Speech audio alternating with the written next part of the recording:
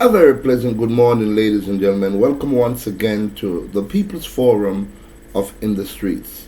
Now, ladies and gentlemen, I'm going to do some reading today, and I hope you have the time to listen to this, especially black people, because this article that I'm about to read, it's the nail right on the head, if you understand where I'm coming from. I want you to sit back, relax, get something to munch on, and listen to this. This concerns each and every one of us. The title is Don't Blame Libya. Blacks will always be slaves. For those of us who heard it, this is the article that was reading this morning on a New York radio station. And for those who didn't hear it, here is the full detail. They're still our slaves. We can continue to reap profits from the blacks without the effort of physical slavery.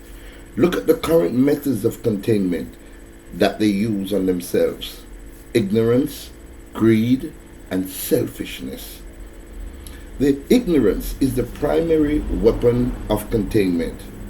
A great man once said, the best way to hide something from black people is to put it in a book. We now live in the information age.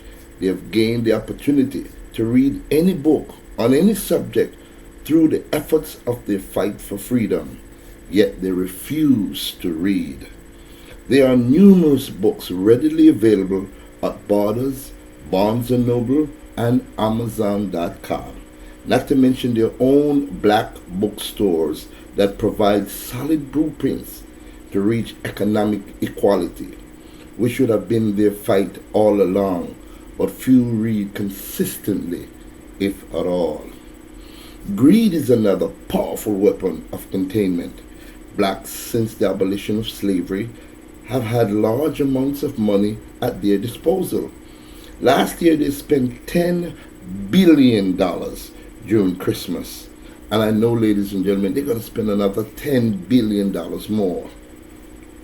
Out of their $450 billion in a total yearly income. Any of us can use them as our target market for any business venture we care to dream up. No matter how outlandish, they will buy into it. Being primarily a consumer people, they function totally by greed. They continually want more with little thought for saving or investing. They would rather buy some new sneaker than invest in starting a business. Some even neglect their children to have the latest Tommy Hilfiger or Fubu. And they think that having a Mercedes and a big house give them status, or that they have achieved their dream. They're fools. The vast majority of their people are still in poverty because their greed holds them back from collectively making better communities. With the help of BET and the rest of their black media that often broadcast destructive images into their own homes, we will continue to see huge profits like those of Tommy and Nike. Tommy Hilfiger has even jeered them, saying he doesn't want their money, and look at how the fools spend more with him than ever before. They'll continue to show off to each other while we'll build solid communities with the profits from our businesses that we market to them. Selfishness, ingrained in their minds through slavery, is one of the major ways we can continue to contain them. One of their own, Du Bois, said that there was an innate division in their culture. A talented tent, he called it. He was correct in his deduction that there are segments of their culture that has achieved some form of success. However, that segment missed the fullness of his work. They didn't read that the talented tent was then responsible to aid the non-talented 90% in achieving a better life. Instead, that segment has created another class, a boppy class, that looks down on their people or aids them in a condescending manner. They will never achieve what we have. Their selfishness does not allow them to be able to work together on any project or endeavor of substance. When they do get together, their selfishness lets their ego gets in the way of their goal. Their so-called health organization seems to only want to promote their name without making any real change in their community. They are content to sit in conferences and conventions in our hotels and talk about what they will do while they award plaques to the best speaker, not to the best doers. Is there no end to this selfishness? They steadfastly refuse to see that together each achieves more. Team. They do not understand that they are no better than each other because of what they own. As a matter of fact, most of these buppies are but 1 or 2 paychecks away from poverty, all which is under the control of our pens in our office and our rooms. Yes, we will continue to contain them as long as they refuse to read, continue to buy anything they want, and keep thinking they are helping their communities by paying dues to organizations which do little other than hold lavish conventions in our hotels. By the way, don't worry about any of them reading this letter. Remember, they don't read. Ladies and gentlemen, this is very, very important to us as a country and as a race of people. The Honorable Marcus Garvey, at age 14, practically read the dictionary back to front. He read it many times. That's why he was so articulate in words. Even in his bio, you'll hear that the Honorable Marcus Garvey says that anything that is carelessly thrown on the ground, we must pick it up and read it. Jamaicans just don't read.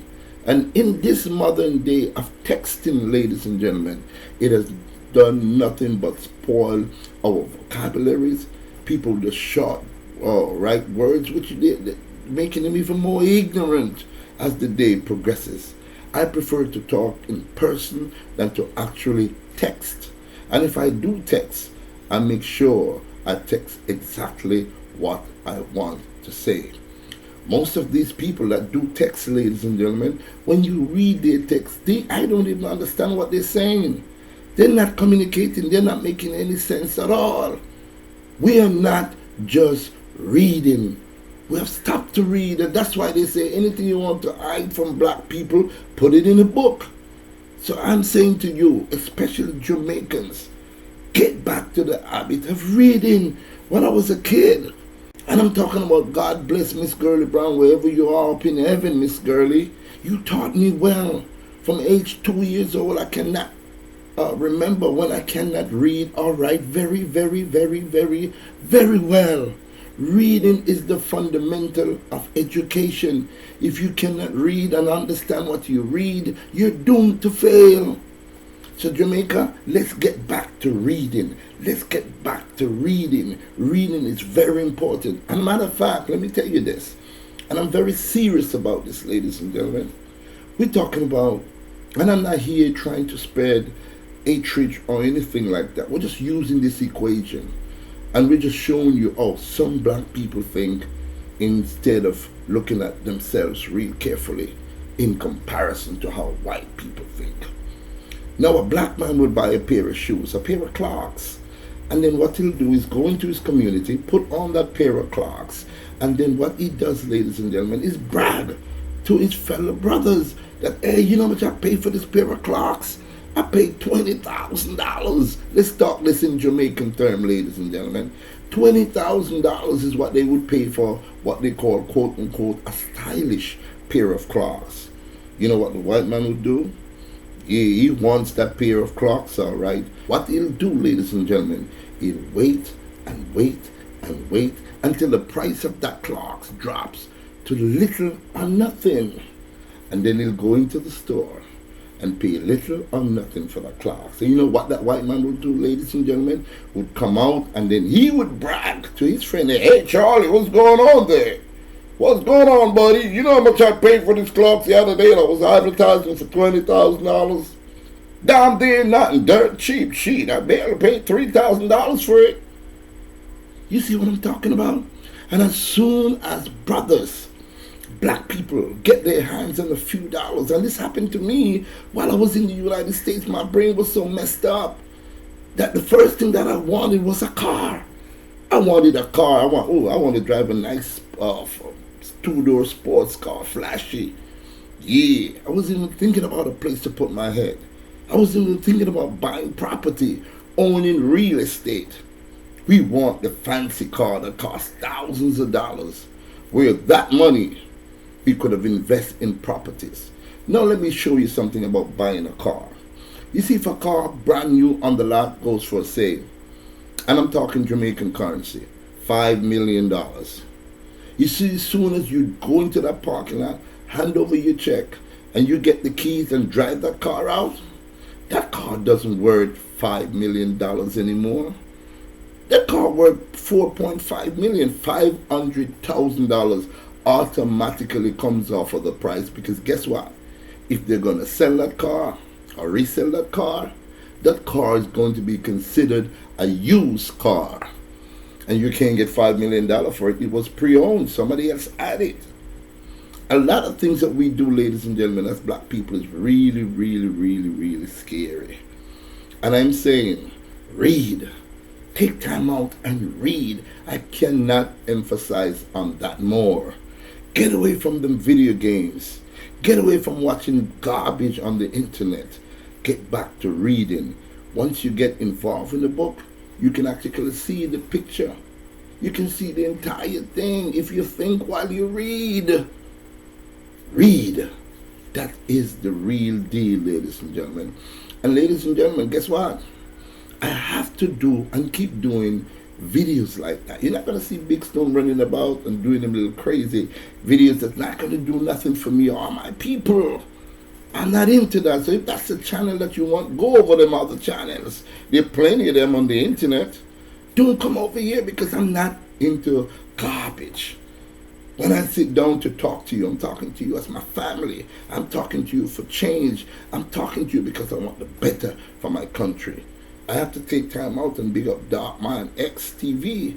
Yeah, Darkman X TV. He talks a lot of truth. Go over to his channel and take a look at his channel and see what he's doing. He's fairly young, ladies and gentlemen, but he's driving, he's going with facts. Look at the North Dakota pipeline. That is coming to Jamaica. Soon they will be building a pipeline in this country that will contaminate our waters. And guess what? We're already paying $1 for a few ounces of water. It's going to cost us more. So Jamaica, open up your brain. The Honorable Marcus Garvey is my mentor, my teacher, my philosopher, my guidance, one of my gods, because I believe in his teaching. I believe in his sincerity and his love for his people. This is all I have to say today, ladies and gentlemen. And young brothers, get back to reading. Get off the corner. Stop rapping out your hand middle. Every goddamn day you're on the corner doing this. What is your problem? Get back to reading the book, man. This is all I have to say, ladies and gentlemen. Thank you very much for watching. And I do hope that you have an informative day. Thank you.